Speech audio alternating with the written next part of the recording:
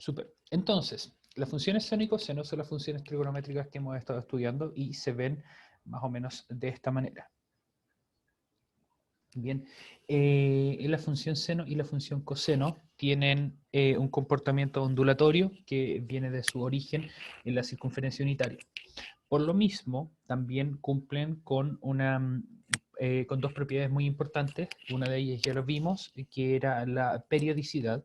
Quiere decir que si es que le sumamos 2pi al argumento de tanto la función seno o de la función coseno, llegamos al mismo valor. Bien, y eso lo repasamos y estas funciones se llaman periódicas por lo mismo. Y son de hecho las únicas funciones periódicas que ustedes han estudiado hasta el momento. Otras funciones no cumplen eso, sus valores rara vez se repiten.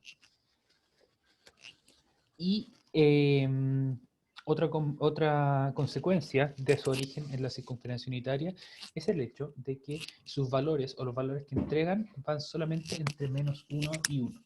Esos son los valores de su recorrido, que recuerden que es lo que significa el recorrido, cuáles son los valores que puede entregar la función. No los valores que puede tomar, sino que los valores que puede entregar. Entonces, estas funciones van entre -1 y 1 porque justamente salen de la circunferencia unitaria. Y la circunferencia unitaria no sale de esos límites, de -1 y 1, ni en X ni en Y. Así que, entonces, ese es el recorrido de nuestras funciones.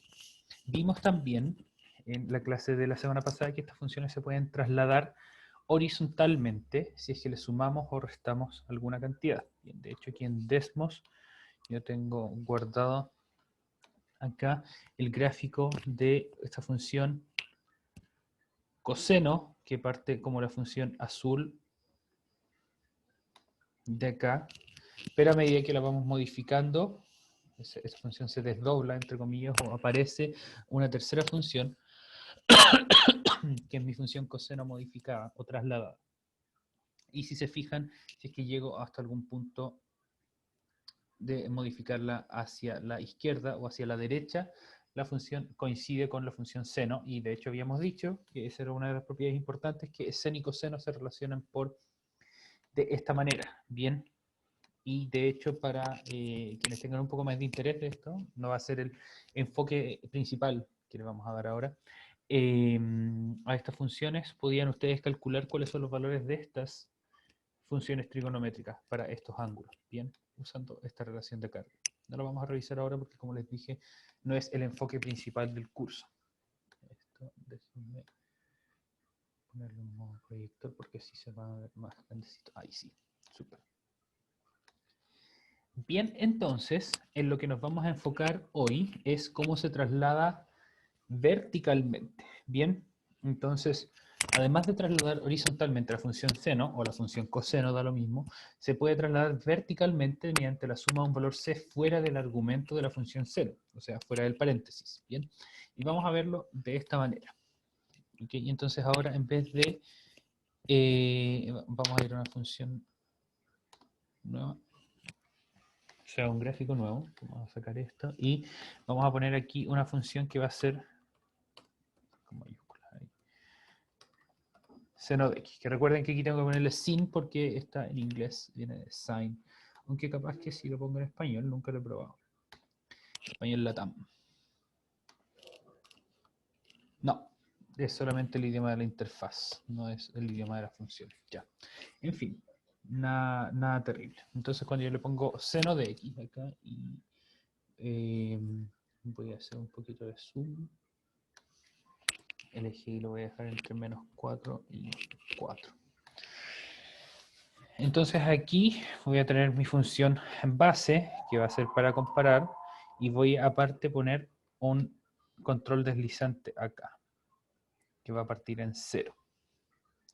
Entonces este control deslizante lo que me va a hacer es, si se fijan, cambiar el valor de mi constante c, que se le está sumando fuera del argumento de la función. Entonces fíjense, vamos a ocultar el gráfico. Vamos a hacer una tabla acá.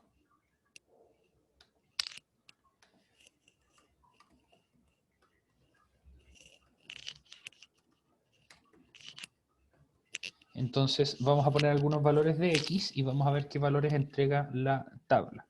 Aquí vamos a poner 0, 1, 2, 3, 4, 5, 6, 7. Bien, entonces si se fijan, y voy a ocultar los valores del gráfico. Fijémonos en la tabla solamente por minuto. En este momento, la constante que yo estoy sumando aquí es 0, así que los valores que entrega f y g son los mismos. Bien, para 0 ambos valen 0, para 1 ambos valen 0.84, para 2 ambos valen 0.9, y así. Bien, todos estos valores que son los posibles valores que entrega la función seno y que, como se fijan, como pueden darse cuenta, van entre 1 y menos 1, que esos son los límites del recorrido de esta función. Y el recorrido dijimos que eran los valores que podía entregar.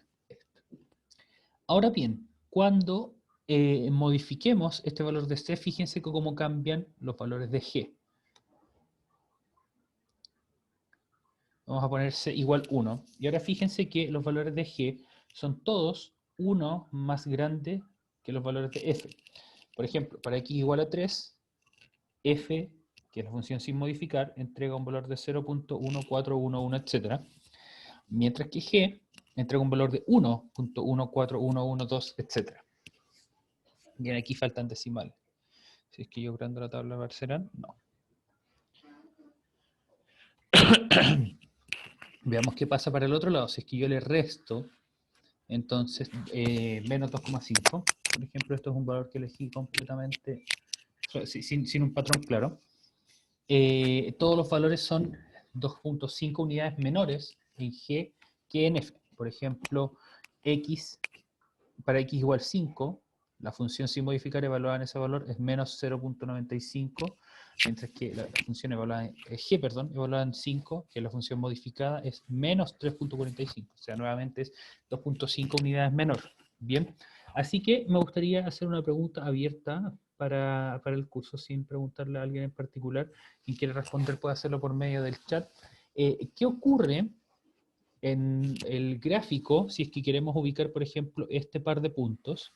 El punto 0, vamos a hacerlo con un punto simple. El punto 0,0, que correspondería a x, y la función x igual 0, y a la función sin modificar, evaluada en 0, y a 0 menos 2.5. ¿Cuál sería la principal diferencia entre esos dos puntos? Bien, entonces, cualquiera que crea que tenga la respuesta puede darla. La voy a anotar acá. ¿Qué diferencia creen que habrá entre la gráfica, la función f y la función g, considerando los valores que aparecen en la tabla? Bien, la pregunta yo en principio la enfoqué a solamente un punto, pero ustedes pueden considerar los valores de todos los puntos para responder esto. Bien, recuerden que los valores que entrega la función es son la coordenada y del punto, y deben entonces ustedes recordar qué ocurre o dónde se ponen los puntos a la altura del eje Y si es que el valor es mayor o es menor.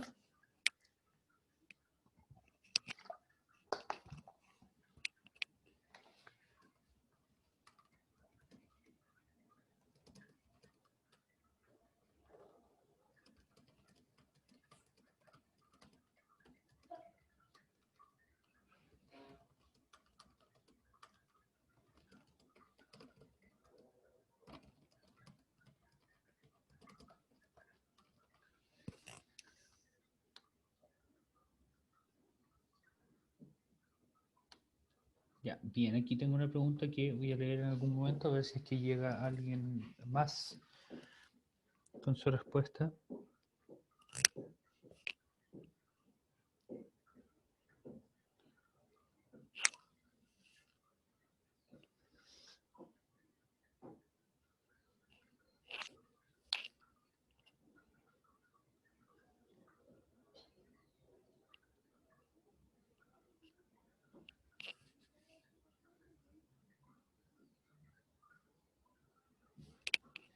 Ya, bien. Un compañero aquí dice, uno está más cerca del origen, el otro se aleja más del origen hacia lo negativo de la tabla. Bueno, la tabla no tiene positivo y negativo.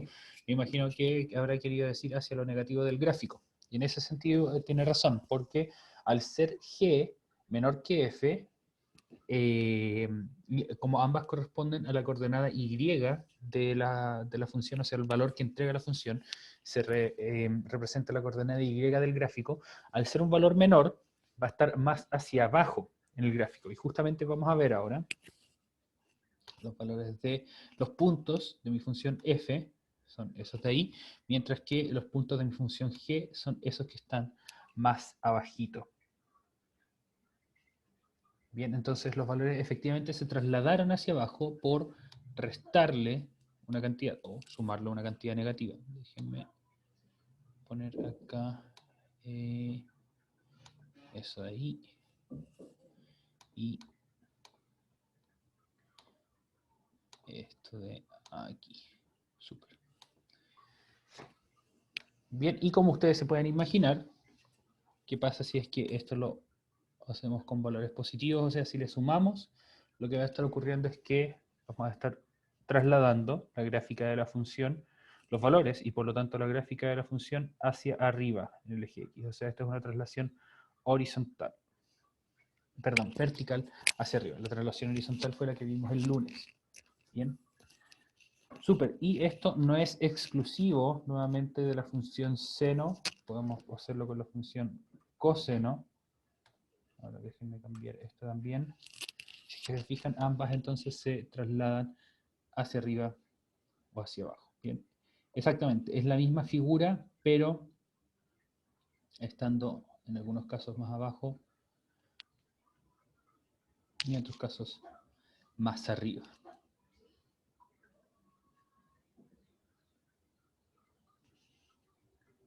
Y por cierto, esto podrían aplicarlo a cualquier función. Ya esto nos vamos a salir un poco del libreto de la clase. Esto podría hacerlo con cualquier función, por ejemplo, una función exponencial. También lo que ustedes estarían haciendo es trasladar la función hacia arriba o hacia abajo. Bien, pero vamos a volver entonces a nuestra función original. Entonces, esto en el libro se pone de la siguiente manera. Vamos a volver al libro acá. Además de trasladar horizontalmente la función seno, que eso es moverla hacia los lados, podemos trasladarla verticalmente mediante la suma de un valor c fuera del argumento de la función seno o de la función coseno. Está lo mismo. Entonces la gráfica de seno de x más c es con relación a la función seno de x, que es esta línea verde segmentada. La función seno de x más c es esta línea roja continua que está trasladada c unidades hacia arriba, si es que le están sumando algo, o si esa esa constante que le están sumando es negativa, o equivalentemente le están restando algo, esa función entonces caería más hacia abajo.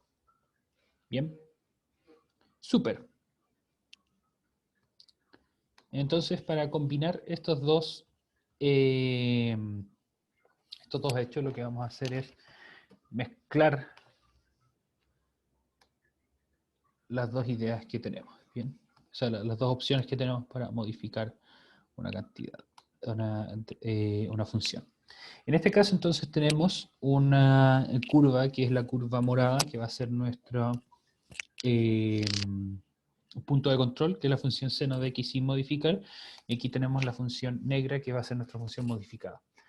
Entonces, esta función, lo que podemos hacer es moverla hacia arriba o hacia abajo, si es que modificamos el parámetro c, que si ustedes se fijan es el que está sumando afuera de la función, la movemos hacia arriba si le sumamos un número positivo y la movemos hacia abajo si le sumamos un número negativo o alternativamente le restamos un número. Lo vamos a devolver a donde estaba y vamos a recordar qué ocurría cuando le hacíamos una traslación horizontal. Cuando hacemos una traslación horizontal, entonces lo que hacemos es mover la función hacia los lados, la movemos, fíjense, partiendo de la posición original, la movemos hacia la izquierda, perdón, ahí estoy moviendo hacia la derecha, ahí sí, la movemos hacia la izquierda si le sumamos una cantidad positiva dentro del argumento, o la movemos hacia la derecha si es que le sumamos una cantidad negativa o le restamos algo dentro del argumento. Bien. Solo viendo el gráfico podríamos sacar cuánto es COA. Sí. Eso es muy bacán. Bien. Yo creo que eso lo vamos a ver el día lunes. Solamente viendo el gráfico ustedes podrían ver cuánto se mueve la función hacia adelante, hacia atrás, hacia arriba o hacia abajo. Bien. Entonces vamos a poner, por ejemplo, esta función en -1 y esto vamos a poner en 2 acá.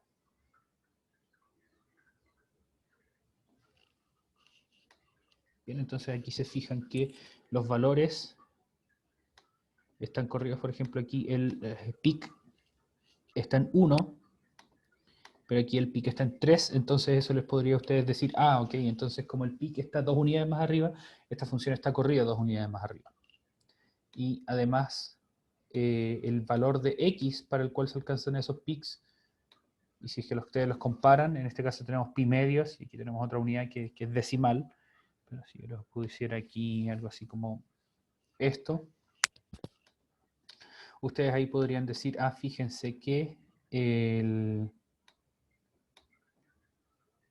valor del máximo, que este de acá, cae pi unidades más adelante, entonces eso quiere decir que mi función está corrida pi unidades hacia un lado o hacia el otro.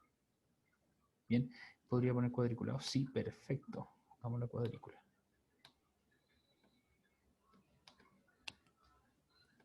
Y vamos a ponerle las flechas de los ejes para que no los confundan. Ahí sí.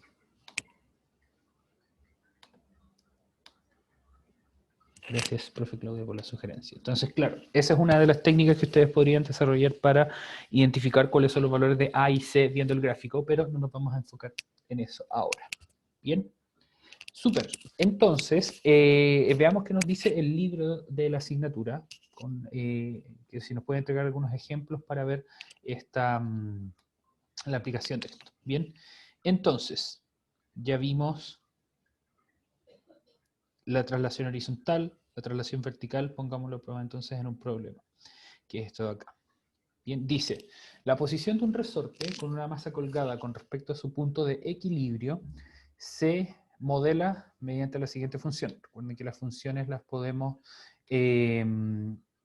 utilizar para modelar para modelar situaciones, y eso nos va a permitir eventualmente hacer predicciones. Bien, por ejemplo, la gente que hace negocios, estudia cómo van variando los precios de algunas cosas y se da cuenta, ah, este es el momento perfecto para comprar esto, para invertir en alguna otra cosa. ¿Ya? Entonces, este es un resorte que tiene una masa y si ustedes perturban un poco eso, si le tiran, por ejemplo, un poquito la masa, va a tener un movimiento hacia arriba, hacia abajo. De hecho, déjenme mostrarles, tengo algunos resortes acá que puedo traer. Vuelvo enseguida.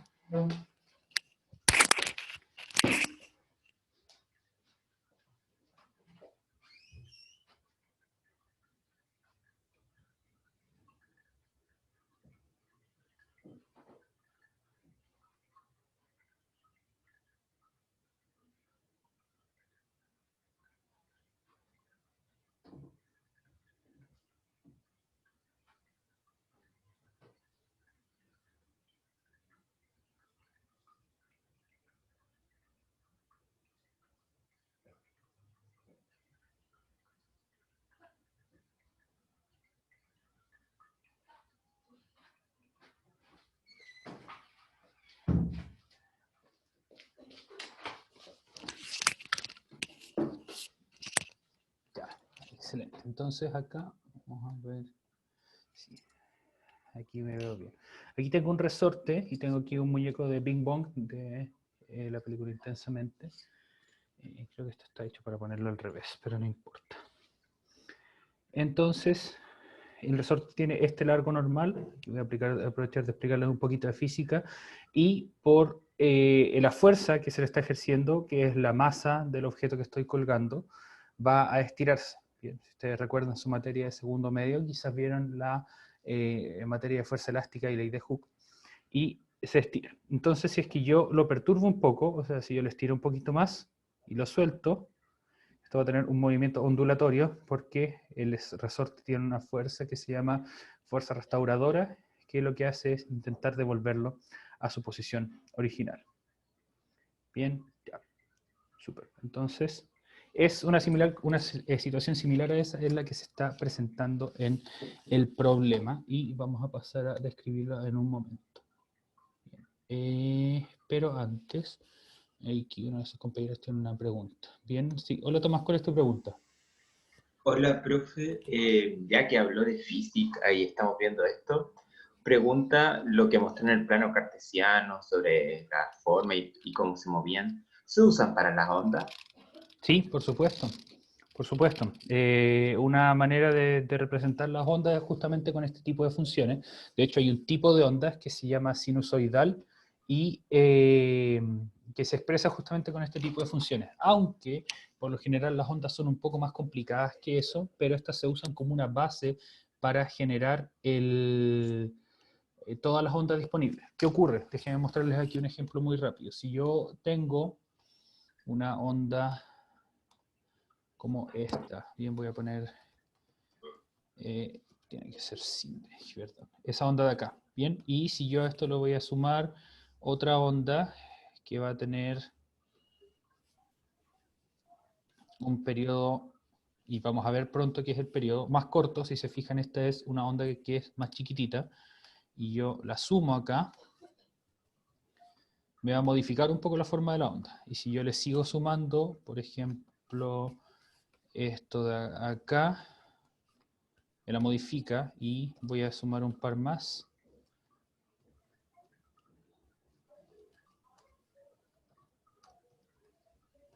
Esto me va a generar una onda que ya no se ve como una onda de tipo seno, de esa onda que va para arriba y para abajo simplemente, sino que esto genera un patrón de onda que se llama una onda triangular. Bien, y se usa, por ejemplo, bueno, en música se usa y tiene un sonido bien especial. Pero esto sirve para hacer un análisis de frecuencia que se llama, que si a ustedes les interesa buscar un poco más de eso, este tipo de análisis se llama análisis de Fourier de ondas, es bien interesante. Pero sí, esta materia se puede usar para analizar algunas ondas. Muchas gracias por la pregunta. Entonces, en fin, en el problema, ya que ya lo contextualizamos con el resorte y yo les mostré cómo funcionaba acá, eh, tenemos un punto de equilibrio, que es el que aparece aquí, que es donde se ubica el resorte una vez que tiene masa. Voy a volver a entonces, colocar a mi amigo ping pong acá, y entonces el resorte en equilibrio con la masa se pone más o menos acá. Bien, y si algo lo perturba, entonces va a salir de la posición de equilibrio, pero al soltarlo, el resorte como fue estirado va a intentar volver, y al volver va a pasar por la posición de equilibrio, pero como va con cierta energía, va a pasar más allá de la posición de equilibrio y se va a quedar moviéndose así un buen rato. Entonces aquí, como tenemos una situación que sube y baja en función del tiempo, se puede modelar, de hecho, con una función trigonométricas como esta. Bien, entonces, la posición de un resorte con una masa colgada con respecto a su punto de equilibrio se modela mediante la siguiente función. Tenemos aquí datos, el tiempo en segundos, 0, 1, 2, 3, 4, y la posición con respecto al punto de equilibrio, bien parte en una posición más o menos estirada, 0.8, 0.9, 0.1, luego pasa al otro lado de la posición de equilibrio, menos 0.8, y luego vuelve a la posición de equilibrio que es 0, que es 0 y va más abajo que es 0.84. Fíjense que aquí el punto de equilibrio es esta línea segmentada celeste y se define la posición 1 como lo más estirado hacia abajo y lo menos 1 como lo más contraído hacia arriba. Bien, y a esto entonces, esta situación se modela con un ajuste que está acá, ¿ok? ¿Qué quiere decir esto, que se modele? Que se toman los datos y se piensa, bueno, estos datos, esta función parece que se puede ajustar bien con un seno, con una función seno, y eso quiere decir que para no dar todos los puntos de la función, se trabaja con este conjunto de datos discretos, quiere decir datos en momentos particulares, pero si se le hace un ajuste se puede encontrar la posición en cada uno de los momentos intermedios. ¿Bien? Entonces hay varios métodos matemáticos para eso. Aquí no nos vamos a meter mucho a eso. Si es que a ustedes les interesa podemos hablar más fuera del horario de clase. Porque así, por ejemplo, se modela o se hacen estimaciones de cuánta gente va a estar, por ejemplo, infectada por coronavirus.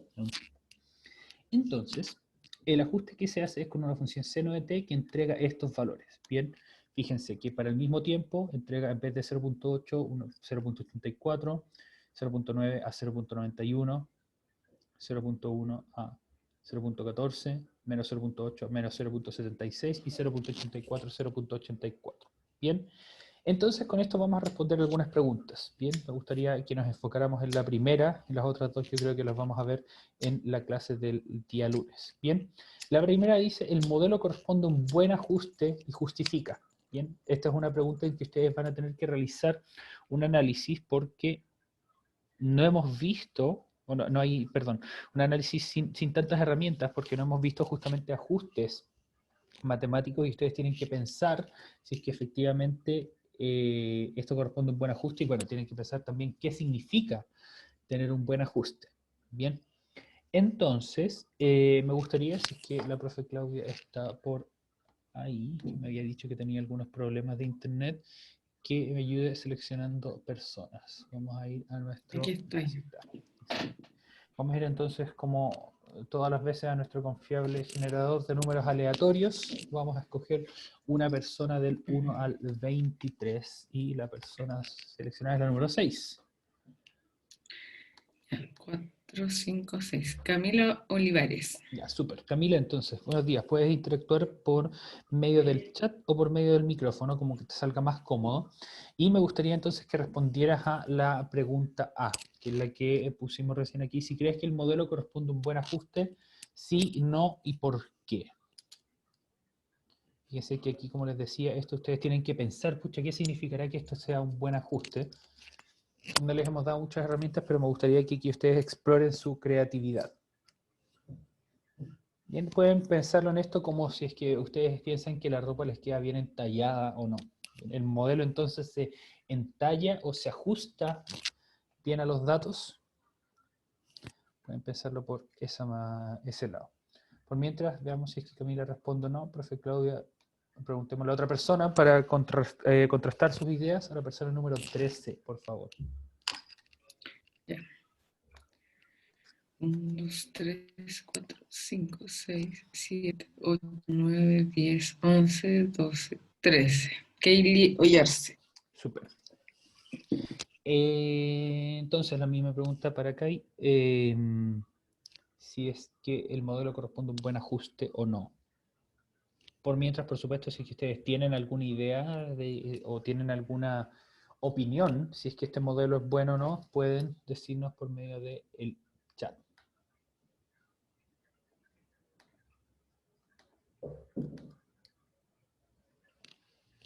Y yo por mientras les voy a mostrar cómo es que ustedes podrían pensar o comparar los datos con el ajuste.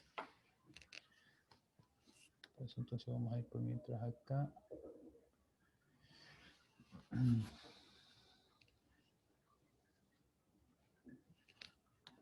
No en blanco. Vamos a poner aquí una tabla.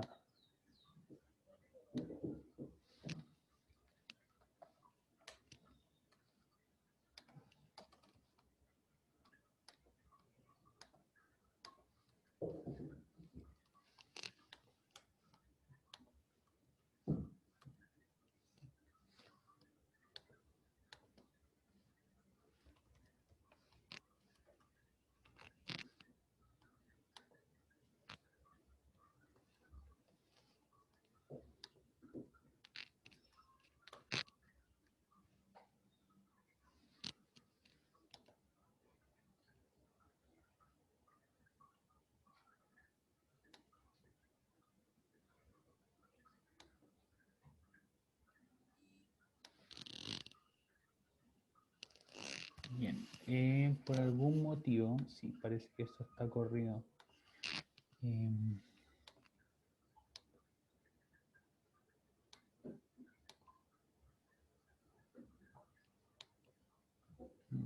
Qué extraño.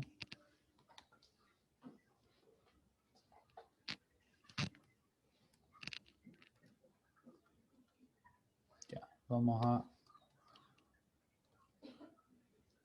trabajar con los valores que nos da el libro nomás. Bien, entonces, voy a responder yo la pregunta que les había asignado. Vamos a ver si es que el modelo corresponde a un buen ajuste. Lo que ustedes podrían decir es que, miren, así viendo los valores y sin hacer ningún análisis con demasiados cálculos, ¿bien? Ustedes pueden pensar, estos valores se separan de los valores que predicen, pero no mucho. Bien, fíjense que aquí tenemos una desviación de solamente 4 centésimas, aquí de 1 centésima, aquí de 4 centésimas, aquí de 4 centésimas y aquí de nada. Bien, así que al parecer esto no está tan mal. Vamos a ver ahora qué nos dice el gráfico. Bien, tenemos 0.8, 0.9, 0.1, menos 0.8 y 0.84. Mientras que el modelo dice 0.84, 0.91, 0.14, menos 0.76 y 0.84.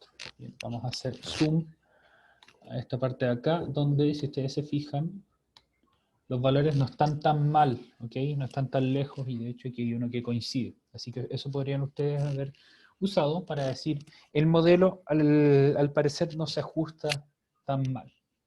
Me acuerdo que trabajamos en algún punto con la función potencia, bueno, no trabajamos, un ejercicio nos apareció en realidad de la función potencia con un modelo donde teníamos que hacer o se podía hacer en realidad un análisis similar. No lo hicimos.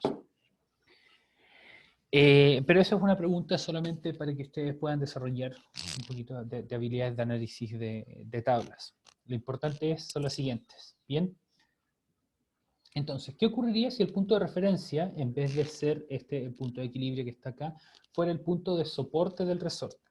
Que sería entonces el punto de arriba donde se fija, ¿bien? Donde cuando yo tenía el resorte colgando aquí en mi mano, correspondería entonces a donde yo estoy tomando el resorte, en vez del punto de equilibrio que sería la altura más o menos acá del resorte. ¿A qué traslación correspondería? Bien, entonces vamos aquí nuevamente a seleccionar una persona al azar. Ya desertaron 3 personas, ahora no somos 23, somos 20. Persona número 15. Por favor, profe Claudia. Ya.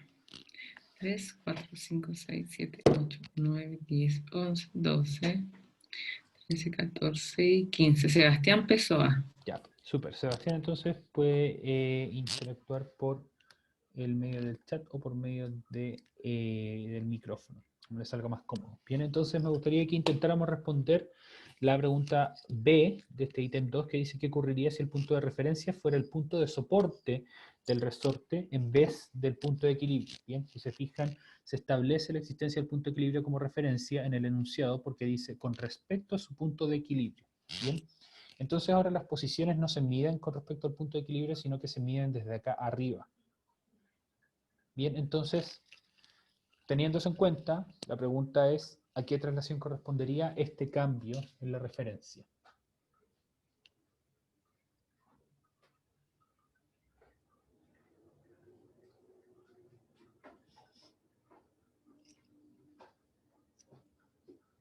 Esperemos entonces que su compañero nos dé algún indicio de respuesta.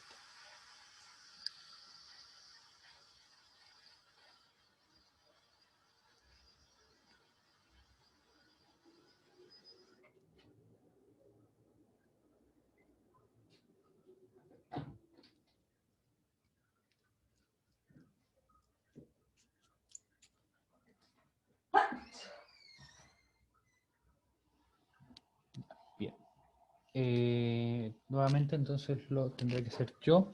En este caso, las posiciones, dado que no se van a mover con respecto al punto de equilibrio, sino que se miden desde arriba, van a ser todas desde acá hacia abajo, y fíjense que aquí se representa hacia abajo como positivo, porque desde el punto de equilibrio hacia abajo se representa como un estiramiento positivo, mientras que hacia arriba se representa como una contracción negativa. Entonces, en este caso, todas las posiciones se van a agrandar una cantidad que es igual al largo del resorte en reposo, ¿bien? Porque ahora, en vez de estar poniendo una regla, Lamentablemente no tengo una regla, pero en este caso no se pone una regla desde acá abajo, sino que se pone una regla desde acá arriba. Entonces, a todas las mediciones se les va a agregar esta distancia, que es el largo en equilibrio en esta situación. Por lo tanto, digamos, si es que el largo de equilibrio es 10, aquí vamos a poner una cantidad 2, que va a hacer que todas las posiciones sean 10 unidades más largas. Y lo que va a ocurrir entonces es que, al ser todas las posiciones, y las posiciones era el valor que entregaba la función, porque es una posición que depende del tiempo, la posición es la variable dependiente, lo que va a ocurrir entonces es que en este caso, esto corresponde a una traslación vertical, y sería entonces sumarle a todas las posiciones el largo del resorte, y por lo tanto correspondería a sumar una cantidad positiva fuera del argumento de la función. Bien, eso entonces es lo que correspondería en este caso, cómo se modificaría esta situación considerando este cambio. ¿Okay? El segundo caso dice que, perdón, la segunda pregunta que se hace con teniendo en consideración, perdón, las traslaciones que pueden ocurrir, dice, ¿qué ocurriría con la función si se tomara la posición del resorte al segundo 2 como el segundo 0? ¿A qué traslación correspondería? Bien, vamos a ver si es que ahora tenemos suerte. 18 personas, miren cómo arrancan. No tengan miedo, bien. Si no saben algo, no es el fin del mundo. Persona número 3. Ariel Pérez. Ya, súper. Entonces Ariel nos va a intentar dar un esbozo de la pregunta: ¿qué ocurriría con la función si es que se tomara la posición del resorte como el segundo 2, en el segundo 2, perdón, como el segundo 0? ¿A qué traslación correspondería? Entonces, hacer algo similar a esto. Bien, yo tengo este resorte en reposo, lo voy a estirar un poco y ahora lo suelto, dejo que pasen 2 segundos y este entonces es mi segundo 0. Bien, en vez de comenzar a contar desde el principio.